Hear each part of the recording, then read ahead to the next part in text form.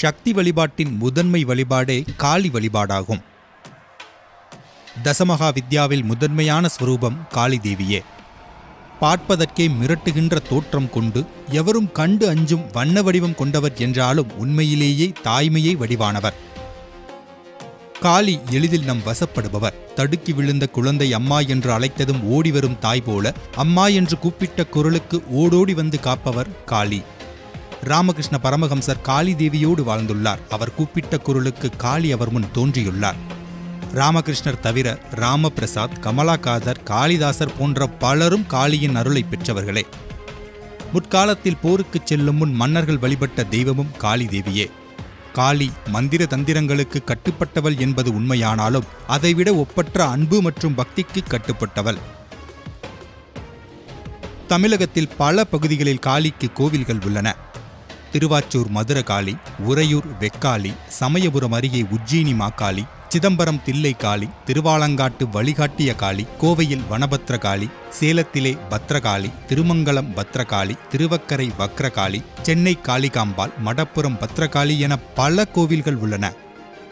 இது தவிர மக்களால் அறியப்படாமல் ஊருக்கு ஒதுக்குப்புறமாக அமைந்திருக்கும் காளி கோவில்கள் கணக்கில் அடங்காதவை. ஆனால் இந்த ஒவ்வொரு கோவிலும் உருவான போது என்ன சக்தி நிலையில் இருந்ததோ அதே சக்தி நிலையில்தான் என்றும் இருப்பதுதான் அங்கே குடிகொண்டிருக்கும் தெய்வத்தின் மகிமை.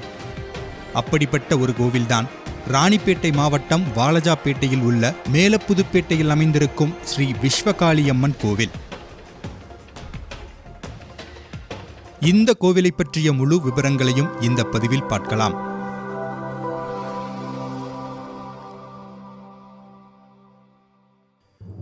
சுமார் 120 வருடங்களுக்கு முன் இந்த பகுதி விவசாய நிலமாக இருந்துள்ளது.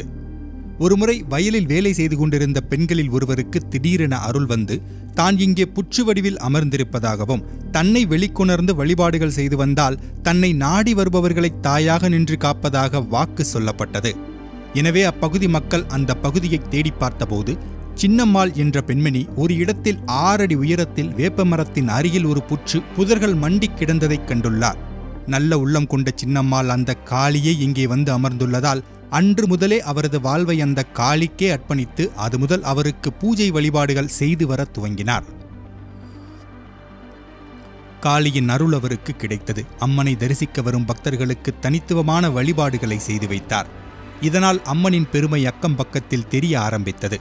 சில காலம் கழித்து முதுமையடைந்த சின்னம்மாள் அந்த காளியின் திருவடியில் ஐக்கியமாகிவிட்டார். அவரது பூத உடல் அந்த கோவில் வளாகத்திலேயே சமாதிப்படுத்தப்பட்டது. அதன் பின்னர் சின்னம்மாளின் மகன் கன்னியப்பா என்பவர் சுமார் 40 வருடங்கள் இந்த கோவிலை நன்றாக பராமரித்து தன் தாய் செய்து வந்த வழிபாடுகளை தொடர்ந்து செய்து வந்துள்ளார்.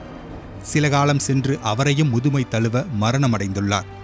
இதற்கு பிற்பட்ட பகுதியில் ஏதோ காரணங்களால் இக்கோவிலுக்கு வரும் பக்தர்களின் எண்ணிக்கை குறைந்துள்ளது.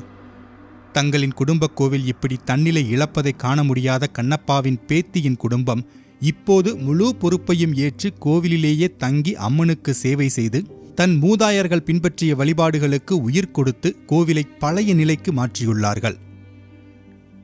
இந்த காளியம்மன் கேட்டதையெல்லாம் கொடுக்கும் வரப்பிரசாதியாக விளங்குவதற்கு 2 முக்கிய காரணங்கள் உள்ளன. முதலாவது, இந்த கோவிலை உருவாக்கிய சின்னம்மாளின் சமாதி இங்கே அமைந்திருப்பது. மற்றொன்று, அதாவது அவரின் 4வது தலைமுறையினர்தான் தற்போது கோவிலை கவனித்துக் கொள்கிறார்கள். இருந்தும் சின்னம்மாள் உருவாக்கி கொடுத்த வழிபாட்டு முறைகள்தான் தற்போது இங்கே பின்பற்றப்படுகின்றன. இது மிக முக்கியமான ஒரு விஷயம். ஒரு தெய்வம் ஒரு இடத்தில் தன்னை வெளிப்படுத்திக் கொள்ளும் போது அதனுடைய சக்தி நிலைக்கு ஏற்பதான் பூஜை வழிபாட்டு முறைகள் உருவாக்கப்படும். ஆனால் நாட்கள் செல்ல செல்ல வேறு வேறு ஆட்கள் பூஜையில் ஈடுபடும் போது அந்த பூஜையில் சில மாற்றங்கள் ஏற்பட்டுவிடும்.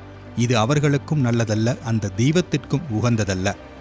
ஆனால் இங்கே அம்மனை நிறுவியவர் உருவாக்கிய வழிபாட்டு முறைகளை பின்பற்றப்படுவதனால்தான் இந்த காளியின் முன் வைக்கப்படும் பிரார்த்தனைகள் அனைத்தும் நிறைவேறுகிறது. குழந்தை பாக்கியம், திருமணத்தடை, தொழில் முன்னேற்றம், பில்லி சூன்யம் போன்ற அனைத்து குறைகளுக்கும் வெவ்வேறு பிரார்த்தனைகள், வழிபாடுகள் பக்தர்களுக்கு செய்து கொடுக்கப்படுகிறது. பல பிரச்சனைகளோடு வந்தவர்கள் காளியம்மனின் அருளால் அனைத்தும் நீங்கி நிம்மதியாக தற்போது வாழ்ந்து வருகின்றனர். இந்த கோவிலில் ஒவ்வொரு அமாவாசை மற்றும் பௌர்ணமிக்கு நடக்கும் பூஜை மிகவும் சிறப்பு வாய்ந்தது.